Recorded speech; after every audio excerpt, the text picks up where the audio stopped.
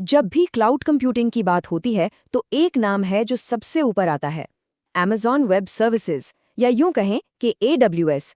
सालों से ये इस इंडस्ट्री का बेताज बादशाह रहा है। पर सवाल ये है कि क्या 2026 में भी ये बादशाहत कायम रहने वाली है? चलिए आज इसी को समझने की कोशिश करते हैं। तो आज हम क्या क्या देखने वाले हैं? सबसे पहले तो समझेंगे कि AWS आज मार्केट में कहाँ खड़ा है। फिर इसके इतिहास की कुछ बड़ी चूकों की बात करेंगे। उसके बाद AI पर इनके बहुत बड़े दाव को समझेंगे, क्लाउड की असली कीमत पर नजर डालेंगे और आखिर में देखेंगे कि इनके दबदबे का भविष्य कैसा दिखता है। तो चलिए सबसे पहले हिस्से से शुरू करते हैं।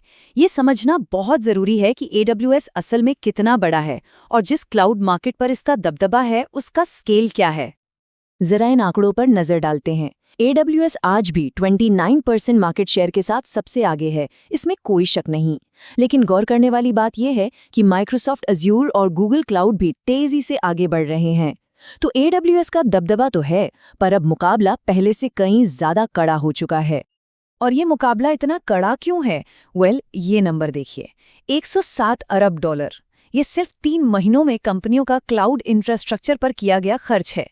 इससे साफ पता चलता है कि इस इंडस्ट्री में दांव कितने ऊंचे हैं और टॉप पर बने रहना कितना जरूरी है। लेकिन देखिए, इतने बड़े प्लेयर होने का मतलब ये नहीं कि सब कुछ हमेशा परफेक्ट रहा हो। AWS का सफर भी उतार चढ़ाव से भरा रहा है और इसके इतिहास में कुछ ऐसी बड़ी गलतियां हुई हैं जिनका असर बहुत दूर तक गया।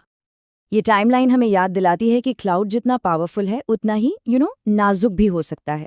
चाहे 2011 में रेडिट और कोरा जैसी साइट्स का बंद होना हो, या 2017 में स्लैक से लेकर एक्सपीडिया तक की सर्विसेज का ठप पड़ना, या फिर 2023 में बड़े बड़े न्यूज़ ऑर्गेनाइजेशंस का ऑफलाइन हो जाना, ये सब AWS के आउटेजेस का ही नतीजा था।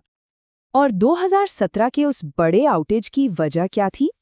Amazon के मुताबिक एक रूटीन डीबगिंग के दौरान एक इंजीनियर से हुई एक छोटी सी टाइपिंग मिस्टेक।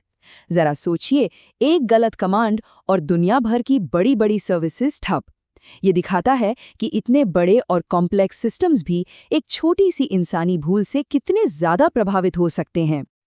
तो इन चुनौतियों और अपनी गलतियों से सीखते हुए AWS आखिर आगे क्या कर रहा है?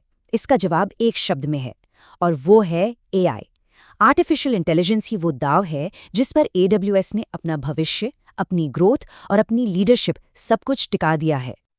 हर साल AWS की एक बहुत बड़ी कॉन्फ्रेंस होती है, रीइन्वेंट, और 2025 में तो वहां बस एक ही चीज की गूंज थी, AI।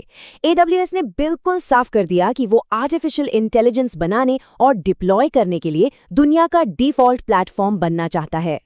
तो ये कोई एक दो छोटे मोटे अनाउंसमेंट्स नहीं थे, बल्कि एक पूरी की पूरी स्ट्रैटेजी थी। AWS पूरे AI स्टैक पर फोकस कर रहा है, अपने कस्टम ट्रेनियम 3 हार्डवेयर से लेकर नोवा जैसे फाउंडेशन मॉडल्स तक, और फ्रंटियर एजेंट्स जैसी फ्यूचरिस्टिक टेक्नोलॉजीज से लेकर बेडरॉक एजेंट कोर जैसे डेवलपर टूल्स तक। ये एक एंड टू एंड प्लान है। अब इनमें से फ्रंटियर एजेंट्स का कॉन्सेप्ट ये बड़ा मजेदार है। ये सिर्फ कोई एडवांस्ड चैटबॉट्स नहीं है। इन्हें आप वर्चुअल एम्प्लॉयज की तरह समझ सकते हैं, जो बिना किसी इंसानी दखल के कई दिनों तक अपने आप मुश्किल काम कर सकते हैं, जैसे कि टीम के लिए कोड लिखना या सिक्योरिटी संभालना। ये सच में AI के भविष्य की एक झलक है। और हाँ, ये सिर्फ थ्योरी नहीं है, इसके असल में रिजल्ट्स भी दिखने लगे हैं। जैसे PGA टूर ने एजेंट कोर पर एक ऐसा सिस्टम बनाया जिससे उनका कंटेंट लिखने का काम 1000% तेज हो गया और खर्च में 95% की कमी आई। ये नंबर्स अपने आप में पूरी कहानी बताते हैं कि इन AI टूल्स में कितना पोटेंशियल है। अच्छा, इतनी सारी इनोवेशन, इतनी पावर, लेकिन इसकी एक कीमत भी तो होती है ना? तो अब बात करते हैं कस्टमर के नजरिए से और समझते हैं AWS की प्राइसिंग और उसके इकोनॉमिक मॉडल को। जो लोग AWS पर नए नए आते हैं ना, उनके लिए फ्री टियर हमेशा से एक बड़ा अट्रैक्शन रहा है। लेकिन अब कहानी थोड़ी बदल गई है। पहले जहां 12 महीने तक कुछ सर्विसेज फ्री मिलती थीं, अब उसकी जगह नए कस्टमर्स को $200 के क्रेडिट्स मिलते हैं, जो 6 महीने में या खर्च होते ही खत्म हो जाते हैं। मतलब ये अब एक फ्लेक्सिबल सैंडबॉक्स जैसा है, लेकिन इसकी समय सीमा कम है। लेकिन हाँ, दूसरी तरफ AWS अपने बड़े कस्टमर्स के लिए लागत कम करने के रास्ते भी बना रहा है, जैसे कि डेटाबेस सेविंग्स प्लान्स। यहाँ अगर कोई कस्टमर 1 साल के लिए लगातार यूसेज का कमिटमेंट करता है, तो उसे डेटाबेस कॉस्ट पर 35% तक की छूट मिल सकती है। तो एक तरफ नए यूजर्स के लिए फ्री एक्सेस कम हो रहा है, तो दूसरी तरफ लॉयल कस्टमर्स के लिए सेविंग्स के मौके बढ़ रहे हैं। तो अब इन सारी बातों को जरा जोड़कर देखते हैं।